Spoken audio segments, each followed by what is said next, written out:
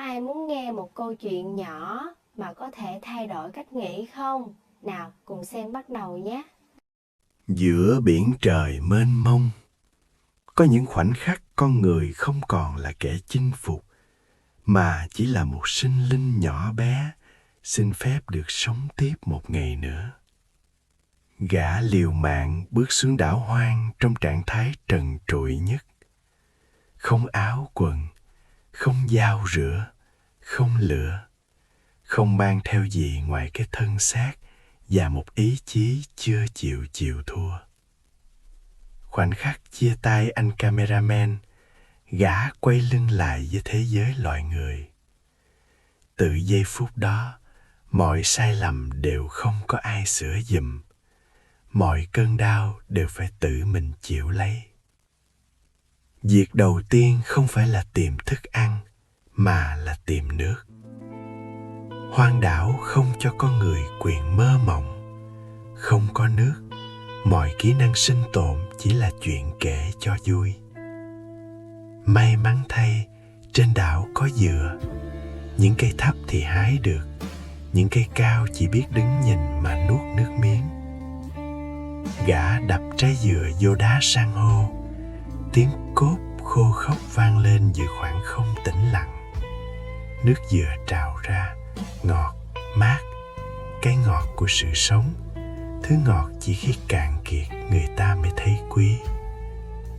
Lúc này, chương trình sinh tồn chưa phải để phô diễn, mà chỉ là cầm cự qua ngày đầu tiên. Trời tối rất nhanh, hoang đảo không cho người ta nhiều thời gian do dự. Gã men theo bãi cát, vừa đi vừa quan sát, như một con thú lạ đặt chân lên lãnh thổ chưa từng biết. Và rồi, một hang đá hiện ra. Không rộng, nhưng đủ che mưa che gió. Quay mặt ra biển, đẹp thì có đẹp, nhưng cũng đầy rủi ro. Gã mừng đến mức bật cười.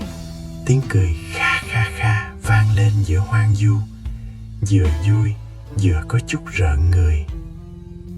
Đêm đầu tiên, gã nằm trên cỏ khô, gặm dừa, ngắm hoàng hôn tắt dần. Cuộc sống lúc này giản dị tới mức còn thở là còn ổn. Sáng ngày thứ hai, nắng lên, biển lấp lánh. Nhưng cái đẹp của thiên nhiên không dành cho kẻ yếu. Gã đi dọc bờ biển, ốc biển bám đầy trên đá. Gã gom lại, đập vỡ bằng đá. Ăn sống, thử từng con, không phải vì gan, mà vì không còn lựa chọn. Mặn, tanh, khó nuốt, nhưng cơ thể không phản ứng, vậy là ăn tiếp.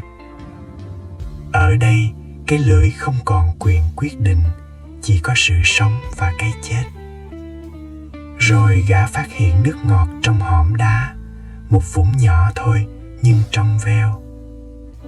Gã cúi xuống nếm thử, uống vào mà cả người tỉnh hẳn, lại cười, lại kha kha kha. Có những niềm vui ở thành phố không bao giờ hiểu nổi. Đó là niềm vui được sống thêm một ngày. Nhưng trần trụi giữa thiên nhiên hoài, con người cũng thấy bất an. Không phải xấu hổ, mà là cảm giác mong manh. Gã bứt vỏ cây, nhét cỏ khô, tự may cho mình một cái nội y dã chiến. Thô, xấu, nhưng mặc vào rồi, gã đứng thẳng lưng hơn. Bởi vì còn giữ được chút phẩm giá, con người còn sức đi tiếp. Những ngày sau đó, gã bắt đầu nghĩ xa hơn. Không chỉ sống qua hôm nay, mà phải sống nhiều hơn nữa.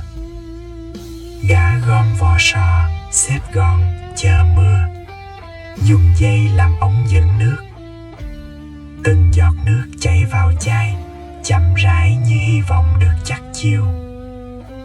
Rồi gã phát hiện dây núi, nhiều, mập mạp, nghênh ngang.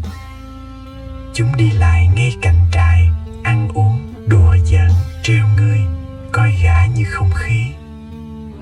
Bụng gã réo, nước miếng ứa ra.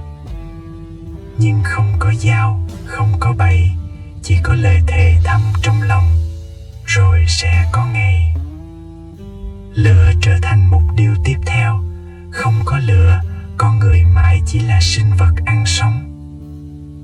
Gã làm cung lửa, cưa gỗ, khoan tay, mồ hôi đổ, tay run, vai mỏi.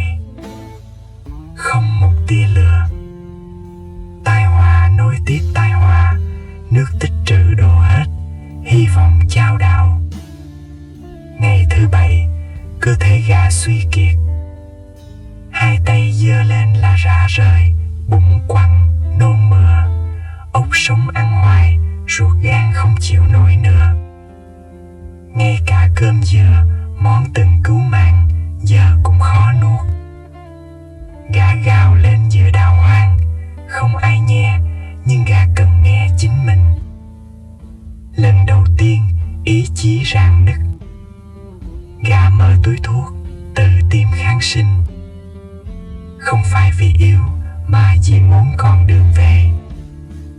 Ngày thứ 11, mưa tới. Mưa không lãng mạn, nhưng mưa mang nước.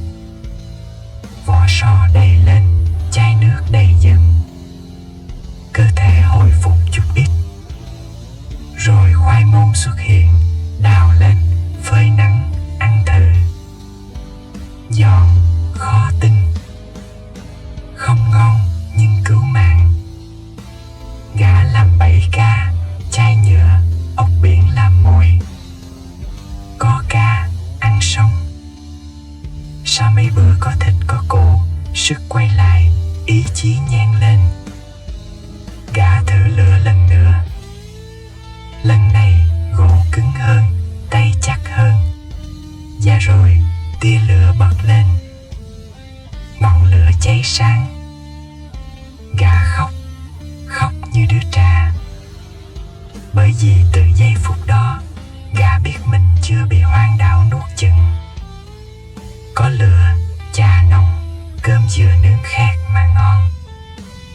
Nhưng mùa mưa tới, hang đá không còn an toàn.